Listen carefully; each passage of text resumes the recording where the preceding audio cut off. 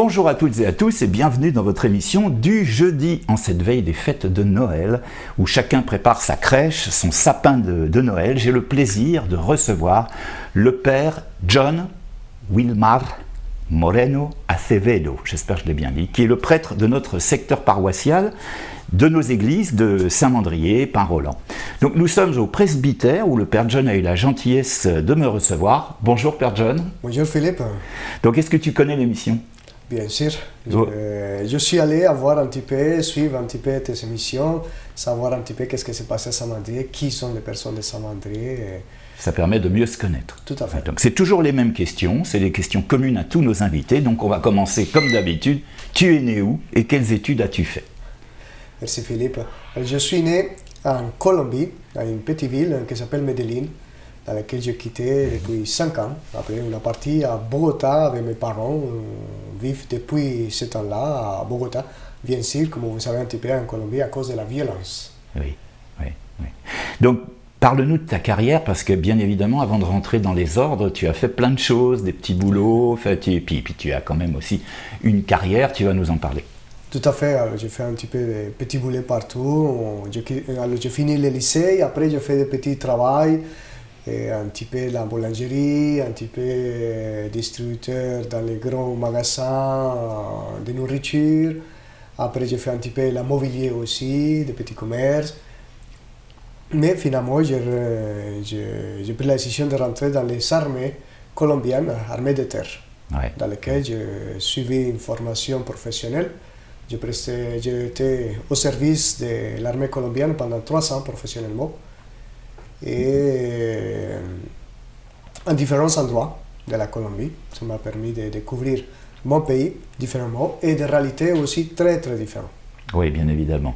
Donc, malheureusement, tous nos spectateurs, dès qu'on parle Colombie, on évoque la drogue. La drogue. Donc, tu as lutté contre ça en tant que militaire. Je crois que tu étais gradé, tu étais officier, bien sûr, et tu as été ce qu'on appelle un sniper. Ça peut surprendre nos spectateurs qu'un prêtre, mais on va en parler, vous allez voir pourquoi. Vous allez voir pourquoi il a changé d'arme. Donc tout à fait, sniper, c'est alors ça, là tu touches un sujet un petit peu que je n'aime pas beaucoup, mais c'est un petit peu de ma vie passée, de cette vie privée, on va dire, entre guillemets, mais effectivement, j'étais dans l'armée concrètement sur l'office directement de tireur d'élite, de sniper. Pour combattre précisément la guérilla, combattre un petit peu la drogue, sur les terrains un petit peu plus chauds, on va dire, de la Colombie. Et alors, on ne va pas réveiller peut-être des souvenirs que tu n'as pas envie de réévoquer. Parle-nous quand même de ta jeunesse en Colombie, ta famille, comment ça s'est passé ? Alors, ma jeunesse, c'était passé bien, très content. Je suis d'une famille chrétienne, d'un père de la campagne, qui a beaucoup travaillé de la campagne, qui a quitté la campagne pour venir à chercher la vie dans les grandes villes. Et ça, c'est ton papa, donc. Il a fait aussi pas mal de métiers. Lui était militaire, lui était chef de cuisine, lui était aussi dans différents endroits du pays pour essayer précisément de réussir dans la vie. Et je suis aussi d'une mère merveilleuse, une femme incroyable. On leur fait coucou, parce qu'ils vont regarder peut-être, même si on parle en français. Mais... Et si je les transmettrai. Voilà. Et une femme très très simple, mais très spirituelle, très profonde dans sa sagesse, dans ses paroles, dans ses actions. Et ça m'a inculqué beaucoup de choses, aussi pour ma jeunesse, qui était un petit peu turbulente. J'étais très... Bien que tu ne sois pas âgé, parce que tu as juste la quarantaine, on peut le dire. Oui, tout à fait.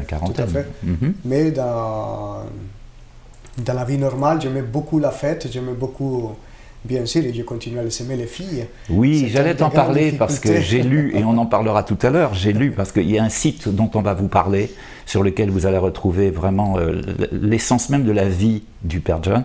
Et il nous le dit à l'époque, oui, les filles, la fête.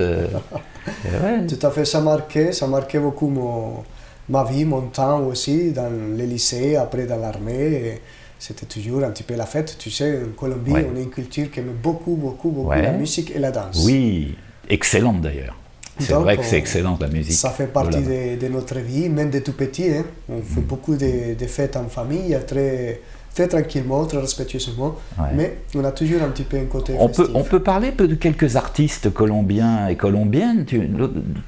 Parmi les chanteuses les plus connues internationalement, il y a... Alors internationalement, il y a Shakira. Shakira qui est colombienne, oui. Il y a Juanes.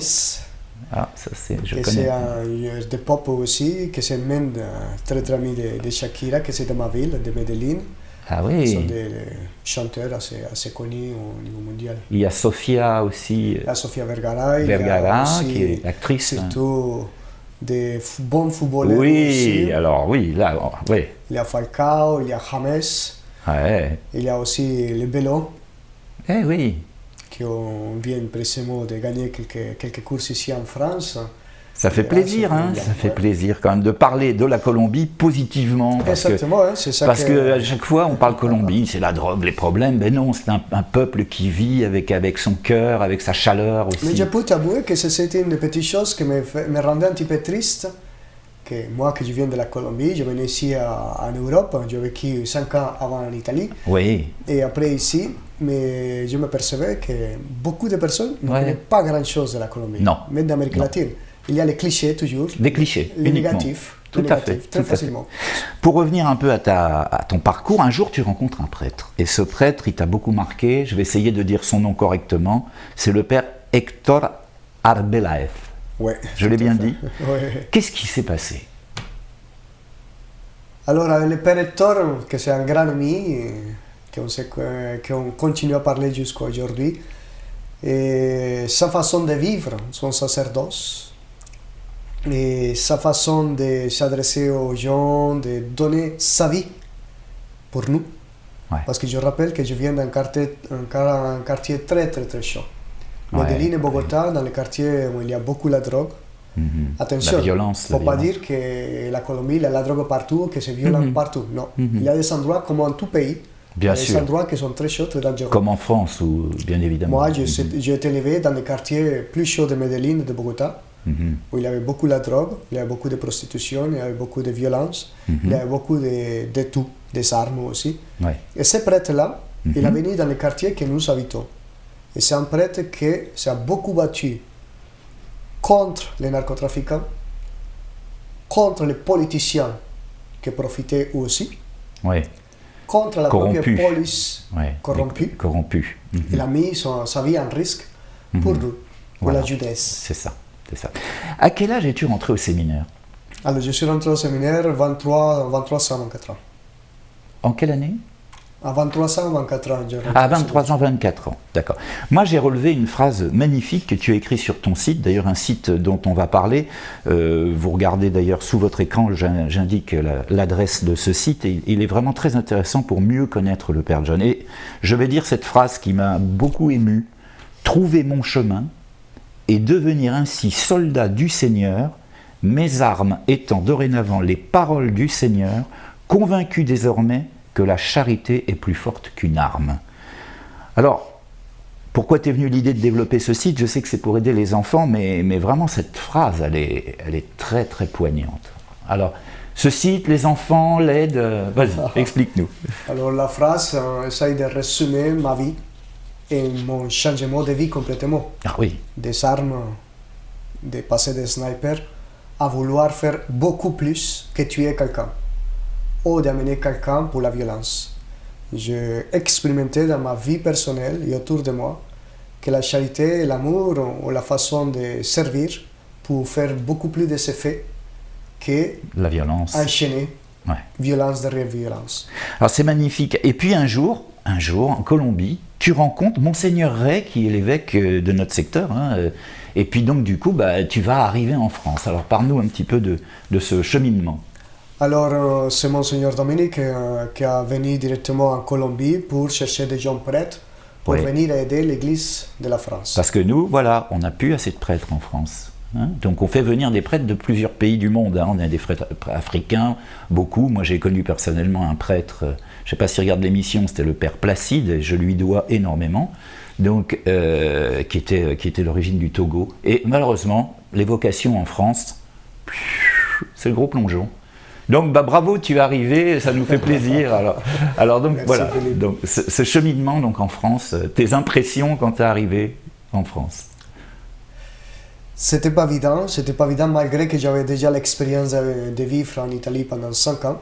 Ouais, tu étais à Rome. Hein, quand mon seigneur était en Colombie, je venais d'arriver en Italie. J'avais que 6 mois d'être une autre fois en Colombie. Et après, je reparte. Si la France, c'était pas évident. Surtout que c'est une culture complètement différente. La pratique religieuse, c'est une autre chose différente complètement aussi. Et j'ai compris les soucis de mon seigneur de faire quelque chose pour l'Église. Parce que c'est un pays qui se déschristianise complètement. Surtout les personnes qui ne sont pas pratiquantes. C'est assez grave, qu'ils deviennent assez importants. Il faudrait une autre émission pour parler du problème, mais oui, un problème sur le christianisme en France. C'est évoqué dans les médias d'ailleurs, hein. On ne s'en cache pas, hein. On a un problème. On va passer à des choses un peu plus amusantes. Oui, d'accord. La série des questions tac au tac. Alors tu réponds rapidement et tu expliques pourquoi. Okay. Si tu étais une couleur. Quoi? Si tu étais une couleur. Verte. D'accord, alors le pourquoi? L'espérance. L'espérance. Si tu étais un animal? Un aigle. Un aigle. Et toujours expliquer pourquoi. Avoir un bon regard et pouvoir se... voler, tranquille. Voler, regarder les choses du dessus? Ouais. D'accord. Bon, celle-là, elle va être très facile. Si tu étais un sport?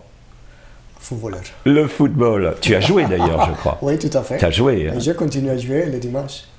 En ce moment, en France? Oui, normalement le dimanche. À quel endroit? Le soir, je vais au terrain de Sifour, au Revest. Intéressant ça. Intéressant. Bon, et si tu étais une musique? Musique. Ouais. J'aimerais bien un guitariste ou un violoniste. Ouais. Et dans les musiques que tu aimes, les musiques existantes que tu aimes, quel est ton artiste préféré ou ton groupe préféré? Oui, ou le style de musique? La salsa, et c'est Marc Anthony. D'accord. Oh, la salsa, c'est fabuleux. C'est fabuleux. Bon, c'est un autre sujet, mais j'en parle avec cœur. Les rythmes latinos, j'adore ça. Bon, les questions suivantes sont un petit peu plus profondes. Qu'est-ce que tu aimes le plus dans la vie et qu'est-ce que tu détestes le plus dans la vie? Le plus que j'aime dans la vie, c'est mon sacerdoce et ma famille.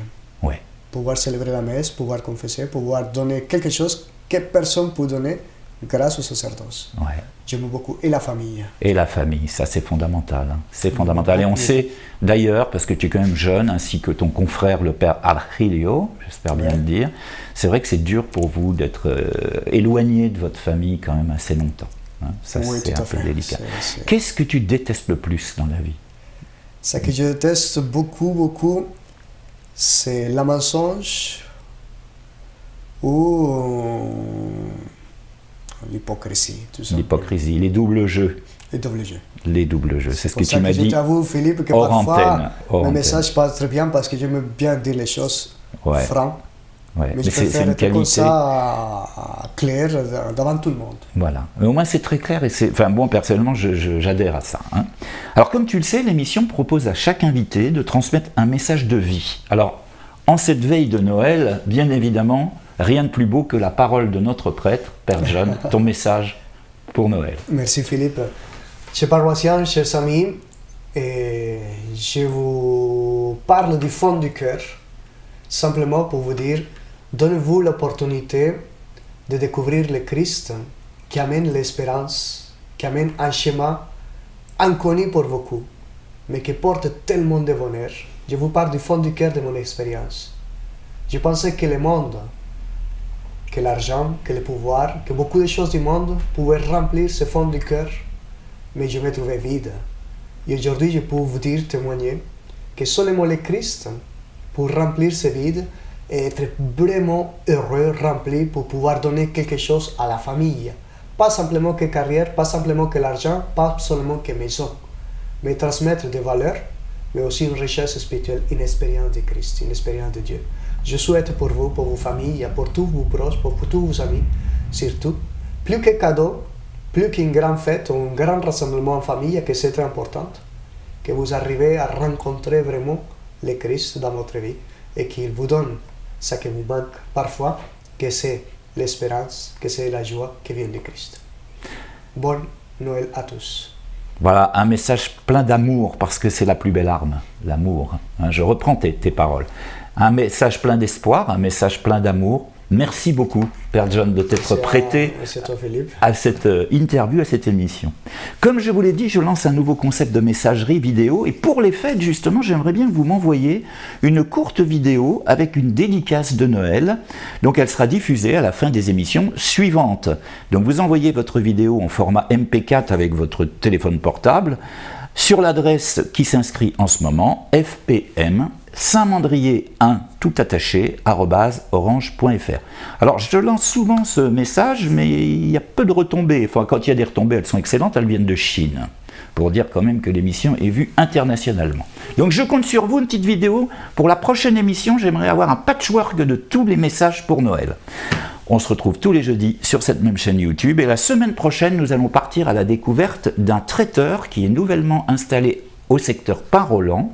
Il s'agit de l'établissement qui s'appelle l'Intraitable. Donc à la veille du réveillon, bien sûr, ils nous parleront de leur spécialité. N'oubliez pas de vous abandonner, de vous